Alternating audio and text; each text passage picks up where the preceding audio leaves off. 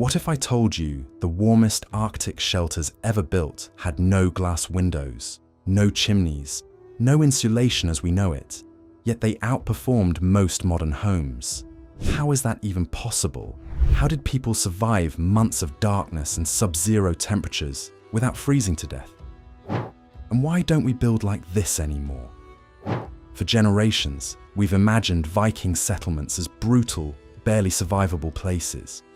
Frozen ground, howling winds, dark, smoke-filled huts where life meant constant misery. That's what makes sense, right? Wrong. Archaeological evidence tells a different story, one that's almost unsettling. Viking communities didn't just survive winter, they mastered it, generation after generation, building homes that worked not despite the cold, but because they understood it. No magic, no endless firewood, just engineering, subtle and systematic. Each component of a Viking dwelling functioned in harmony. The foundation below, the density of exterior barriers, the circulation of atmosphere, the occupants themselves, the pathway of combustion gases. No element stood independent.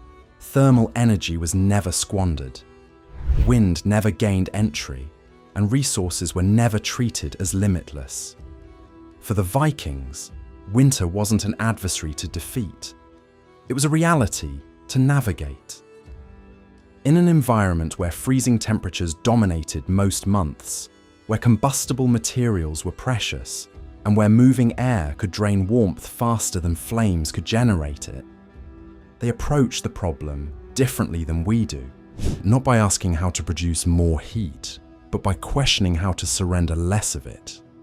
That fundamental reframing transformed everything, from the compressed soil forming their barriers to the gradual movement of smoke along their ceilings.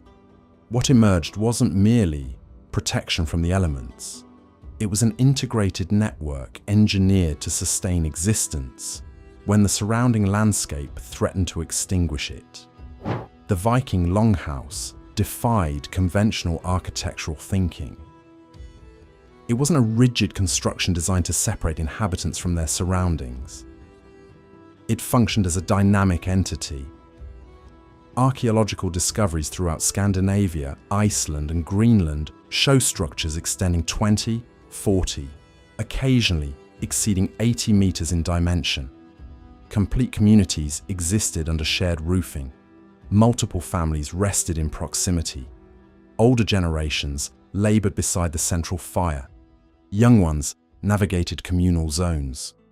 Work, sleep, and persistence happened collectively. This wasn't overcrowding driven by desperation. It represented intentional planning. Human physiology produces thermal output constantly. By grouping dozens of individuals within a single enclosed space, Vikings converted population concentration into sustainable heat generation. Warmth became communal, retained, and circulated simply through cohabitation. No person battled the freeze in isolation. Even the Longhouse profile demonstrated this reasoning. Its subtly arced exterior walls, mirroring the hulls of Viking vessels, permitted wind to flow around the framework rather than collide directly. These weren't random configurations. Viking constructors were navigators foremost, experts in moving through unforgiving conditions. They transplanted maritime wisdom onto solid ground and embedded it into their buildings. The dwelling didn't oppose the wind, it redirected it. Within these walls, every action, resting, laboring, assembling, contributed to one unified thermal network. Like a ship's complement weathering a winter gale at sea, everyone inside the longhouse became integrated into a collective survival apparatus. The structure sustained life because those inhabiting it did. Contrary to popular belief, Viking homes weren't log cabins. In Iceland and Greenland, wood was rare and precious, so Vikings chose something else entirely. They built with earth itself, Massive turf blocks, cut straight from the ground with roots still intact, were stacked into walls 2 meters thick. Crude? No. Brilliant. Soil contains countless pockets of trapped, motionless air, and still air is one of nature's best insulators. Long before modern science measured our values, Vikings knew this from experience. Heat stayed where air couldn't move. Their walls became natural thermal batteries. Earth blocked wind. Roots locked everything together. Air pockets slowed heat loss to almost nothing. Over time, grass regrew across the walls, sealing the structure even tighter. The house didn't just sit on the land. It became the land. Fire alone couldn't sustain a Viking household through winter. So they brought animals inside. Cows, sheep, goats, horses, all living in the same structure where people slept and ate. Unsanitary? Maybe. Genius? Absolutely. A single cow produces as much heat as several space heaters running non-stop. Multiply that by a herd, and you have constant, reliable warmth that never needs fuel and never stops through the night. The Longhouse maximized this. Livestock areas sat lower than human spaces. As animals breathed and moved, warm air naturally rose into living areas. Heat flowed where it was needed. No machinery, no extra fuel. Just biology, guided by smart design. The Vikings understood. Warmth didn't need to be created from scratch. It could be shared and sustained by living systems already present. Cold rarely kills. Wind does. The Vikings understood that moving air steals heat faster than fire can replace it. A calm, freezing night can be survived. A windy one is deadly. So Viking architecture focused on controlling airflow, not temperature. That's why Viking homes had almost no windows. Not from lack of skill, but because openings were weaknesses. Even if glass had been common, windows were still holes in thermal armor. Darkness was safer than exposure. Walls were built thick and sealed tight. Entrances were kept low and narrow, forcing people to bend. This wasn't symbolic, it was physics. Smaller openings meant less cold rushing in and less warmth escaping. Many longhouses added a short entry passage, an unheated buffer zone that absorbed the shock of outside air. An ancient airlock. Inside, heat was guarded zealously. At the center burned a fire unlike any modern fireplace. Not against a wall, but running through the heart of the building, sometimes over 10 meters long. The house's thermal spine. Stone beneath the fire absorbed heat, then released it slowly for hours after flames faded. Where trees were scarce, peat replaced wood, burning steadily and far longer.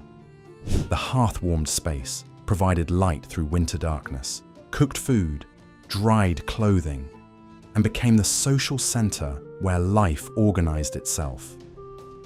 And yet, there was no chimney. This should have been deadly. Smoke should have suffocated everyone. But Viking builders understood airflow well enough to make it work. The fire wasn't isolated. It was woven into the entire structure. Part of a system designed to keep warmth in and danger controlled. The smoke didn't vanish. It rose slowly and gathered beneath the roof.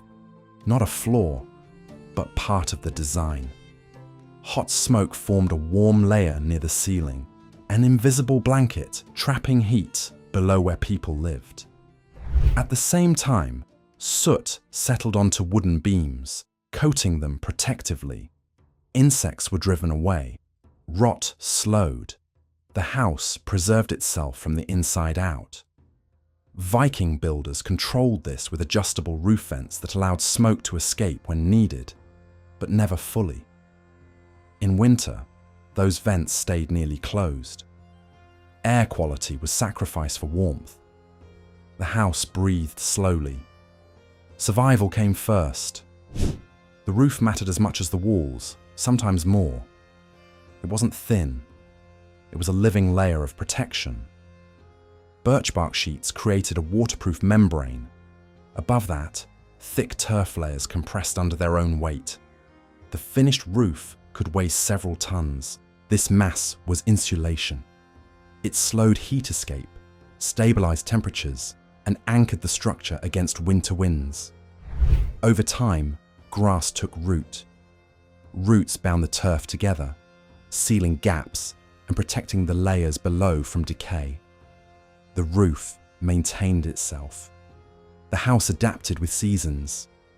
What stood beneath snow wasn't dead structure, but a living extension of the land. Where modern humans rushed to shovel snow away, Vikings let it stay. They understood what snow really was: insulation. Snow traps countless pockets of still air between crystals, making it one of nature's most effective insulators. As winter storms piled drifts against longhouse walls and roofs, those layers sealed cracks, blocked wind, and slowed heat loss. Entire Viking villages could vanish beneath snowdrifts, leaving only doorways and thin smoke columns visible. Beneath that frozen armour, temperature near the walls hovered close to freezing, dramatically warmer than the brutal air outside. The house was no longer exposed to winter. It was wrapped inside it. So why did Viking villages never freeze? Not because they generated endless heat, not because they burned more fuel than everyone else, but because they understood something we've forgotten. Warmth isn't created, it's preserved. The Vikings didn't think in buildings, they thought in systems. Earth packed into walls, animals sharing living space, fire embedded in stone, smoke held beneath roofs, snow allowed to seal structures, human behavior shaped by winter's limits. Nothing worked alone. Heat was slowed, shared, recycled, and protected at every stage. Their homes didn't fight nature, they aligned with it. And by doing so, Viking communities created environments capable of sustaining life where many modern buildings would fail without constant energy. This isn't legend, this isn't myth, this is forgotten engineering wisdom from humanity's past. And it leaves one question. What else have we lost that once kept us alive?